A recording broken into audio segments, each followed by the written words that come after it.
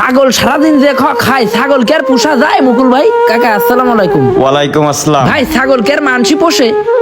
এত পরিমাণে খায়, শালারা পড়ে পড়ে খালি খায়। পাতা ভাঙিছে সকালে একবার, এখন আবার ভাঙা লাগতেছে। বাদলা বর্ষার সময় তো ছাগল তো আর মাঠে ঘাটে নিয়ে যাচ্ছে না।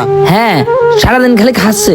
ও কাকা, কোসে নাকি পুতা ছেলের দাদা হইছেন?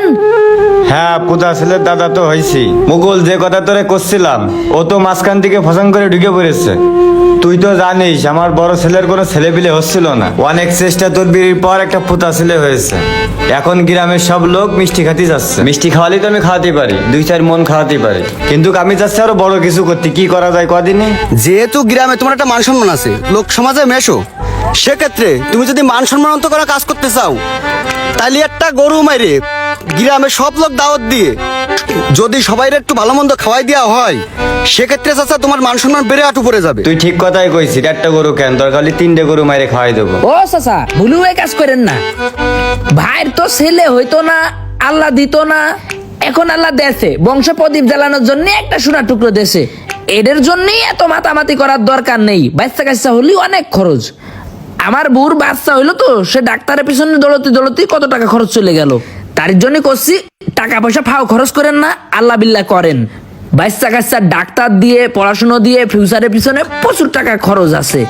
তাই টাকা দিয়ে খামাখা মানুষ না খাওয়ায়, বদনাম না কুড়োয়, আপনি এক কাজ করেন, ওই কয়টা ন্যাংটা ছেলেবেলে ডাকে একটু ক্ষীর খাওয়াই দেন, আর হুজুর ডাকে মিলাদ পড়াই দেন, একটু বাড়িটার জন্য একটু দুয়া খেরাত করেন।